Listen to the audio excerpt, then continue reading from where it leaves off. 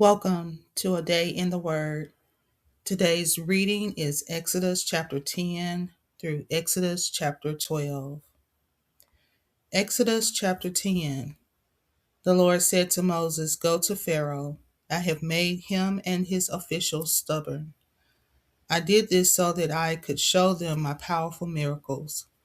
I also did this so that you could tell your children and your grandchildren about the miracles and other wonderful things that I have done in Egypt. Then all of you will know that I am the Lord." So Moses and Aaron went to Pharaoh. They told him, "The Lord, the God of the Hebrews, says, 'How long will you refuse to obey me? Let my people go to worship me.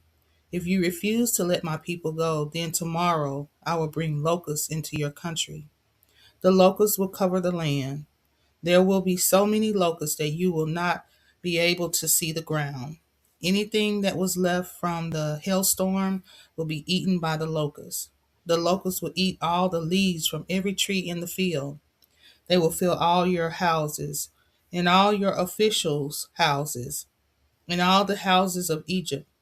There will be more locusts than your fathers or your grandfathers have ever seen. There will be more locusts than there have ever been since people began living in Egypt." Then Moses turned and left Pharaoh. Then the officials asked Pharaoh, "How long will we be trapped by these people? Let the men go to worship the Lord their God. If you don't let them go before you know it, Egypt will be destroyed." So Pharaoh told his officials to bring Moses and Aaron back to him. Pharaoh said to them, "Go and worship the Lord your God, but tell me just who is going." Moses answered, "All our people, young and old, will go, and we will take our sons and daughters and our sheep and cattle with us. We will all go because the Lord's festival is for all of us." Pharaoh said to them, "The Lord really will have to be with you before I let you and all your children leave Egypt. Look, you are planning something evil. The men can go worship the Lord. That is what you asked for in the beginning, but all of your people cannot go." Then Pharaoh sent Moses and Aaron away. The Lord told Moses, "Raise your hand over the land of Egypt, and the locusts will come. They will spread all over the land of Egypt and will eat all the plants that the hail did not destroy." So Moses raised his walking stick over the land of Egypt, and the Lord caused a strong storm to blow from the east. The wind blew all that day and night. When morning came, the wind had brought the locusts to the land of Egypt. The locusts flew into the country of Egypt and landed on the ground. There were more locusts than there had ever been in Egypt, and there will never again be that many locusts there. They covered the ground, and the whole country became dark. The locusts ate every plant on the ground and all the fruit in the trees that the hail had not destroyed. There were no leaves left on any of the trees or plants anywhere in Egypt. Pharaoh quickly called for Moses and Aaron. Pharaoh said, "I have sinned against the Lord your God and against you. Now forgive me for my sins this time. Ask the Lord to remove this death from me." Moses left Pharaoh and prayed to the Lord. So the Lord changed the wind. He made a very strong wind blow from the west, and it blew the locusts out of Egypt and into the Red Sea. Not one locust was left in Egypt. But the Lord caused Pharaoh to be stubborn again, and Pharaoh did not let the Israelites go. Then the Lord told Moses, "Raise your hand into the air, and darkness will cover Egypt. It will be so dark you can feel it." So Moses raised his hand into the air, and a cloud of darkness covered Egypt. The darkness stayed in Egypt for 3 days. None of the people could see each other, and no one got up to go any place for 3 days. But there was light in all the places where the Israelites lived. Again, Pharaoh called for Moses. He said, "Go and worship the Lord. You can take your children with you, but you must leave your sheep and cattle here." Moses said, "No, we will take them all. In fact, you will give us offerings and sacrifices for us to use in worshiping the Lord our God. Yes, we will take our animals with us to worship the Lord our God. Not one hoof will be left behind. We don't know yet exactly what we will need to worship the Lord. We will learn that only when we get there. The Lord made Pharaoh stubborn again, so he refused to let them go. Then Pharaoh told Moses, "Get out of here. I don't want you to come here again. The next time you come to see me, you will die." Then Moses told Pharaoh, "You are right about one thing. I will not come to see you again." Exodus chapter 11. Then the Lord told Moses, "I have one more disaster to bring against Pharaoh in Egypt. After this, he will ask you to leave Egypt. In fact, he will force you to leave this country. You must give this message to the Israelites. Men and women, you must ask your neighbors to give you things made of silver and gold. The Lord caused the Egyptians to be kind to the Israelites. The Egyptians, even Pharaoh's own officials, already considered Moses to be a great man. Moses said to the king, "The Lord says, at midnight tonight I will go through Egypt, and every firstborn son in Egypt will die, from the firstborn son of Pharaoh, the ruler of Egypt, to the firstborn son of the slave girl grinding grain. Even the firstborn animals will die. The crying in Egypt will be worse than at any time in the past or any time in the future. But none of the Israelites or their animals will be hurt. Not even a dog will bark at them. Then you will know that the Lord has treated Israel differently from Egypt. All these officials of yours will come down and bow to me. They will say, 'Leave and take all your people with you.' Only then will I leave." Then in anger, Moses left the meeting with Pharaoh. Then the Lord told Moses, "The reason Pharaoh did not listen to you is so that I could show my great power in Egypt. That is why Moses and Aaron did all these great miracles in front of Pharaoh. And that is why the Lord made Pharaoh so stubborn that he would not let the Israelites leave his country." Exodus chapter 12. While Moses and Aaron were still in Egypt, the Lord spoke to them. He said, "This month will be the first month of the year for you. This command is for the whole community of Israel. On the 10th day of this month, each man must get one lamb for the people in his house. If there are not enough people in his house to eat a whole lamb, then he should invite some of his neighbors to share the meal. There must be enough lamb for everyone to eat. The lamb must be a 1 year old male and it must be completely healthy. This animal can be either a young sheep or a young goat. You should watch over the animal until the 14th day of the month. On that day, all the people of the community of Israel must kill these animals just before dark. You must collect the blood from these animals and put it on the top and sides of the door frame of every house where the people eat this meal. On this night, you must roast the lamb and eat all the meat. You must also eat bitter herbs and bread made without yeast. You must not eat the lamb raw or boiled in water. You must roast the whole lamb over a fire. The lamb must still have its head, legs, and inner parts. You must eat all the meat that night.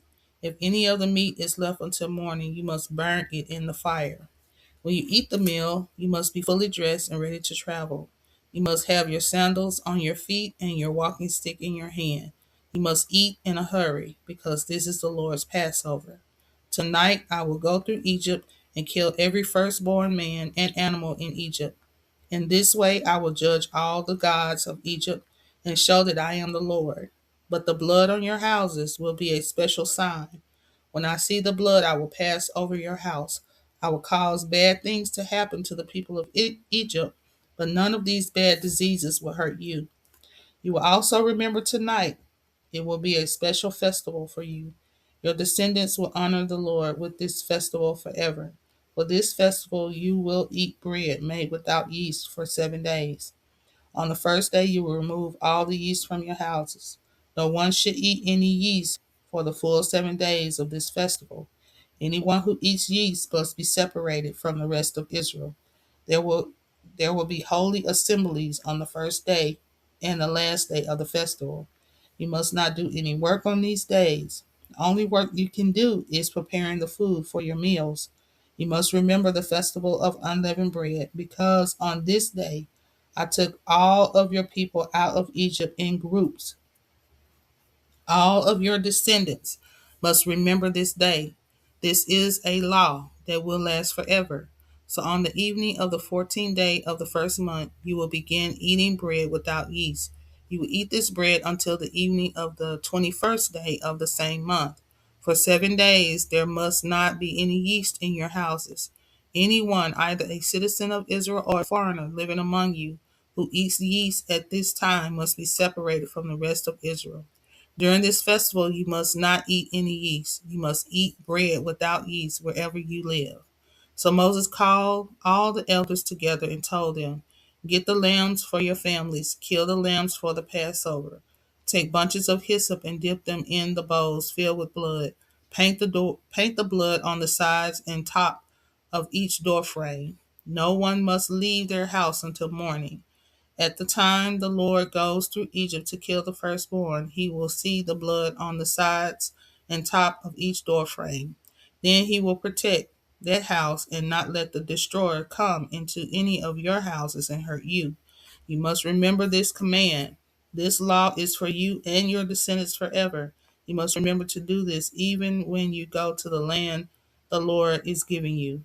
When your children ask you, why are you doing this ceremony? You will say, this Passover is to honor the Lord because when we were in Egypt, he passed over the houses of Israel. He killed the Egyptians, but he saved the people in our houses. Then the people bowed down and worshiped the Lord. The Lord had given this command to Moses and Aaron, so the Israelites did what the Lord commanded. At midnight, the Lord killed all the firstborn sons in Egypt.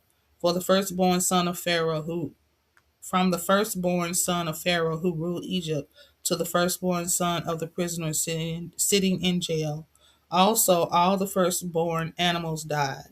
That night, someone died in every house in Egypt.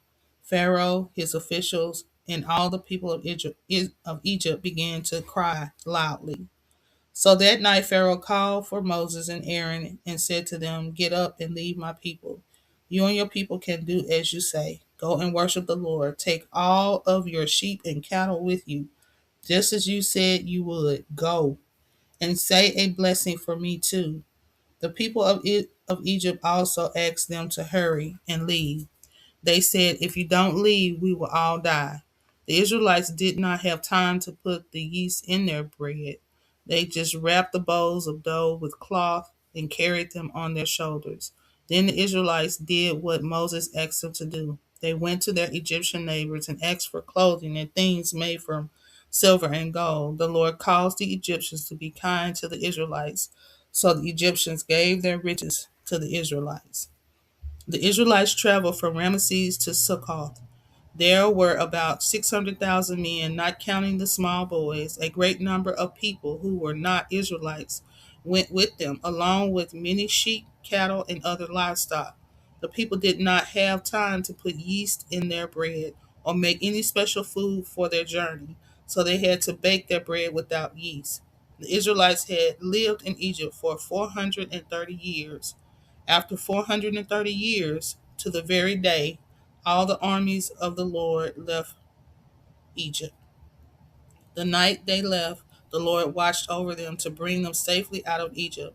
So the Israelites will always celebrate this night each year to remember what the Lord did. The Lord told Moses and Aaron, these are the rules for Passover. No foreigner is allowed to eat Passover meal. A foreigner who is only a hired worker or is only staying in your country is not allowed to eat the meal. But if someone buys a slave and circumcises him, then the slave can eat the Passover meal. Each family must eat the meal in one house. None of the food is to be taken outside the house. Don't break any of the lamb's bones. The whole community of Israel must do this ceremony. If a foreigner living among you wants to share in the Lord's Passover, he must be circumcised. Then he can share in the meal like any other citizen of Israel.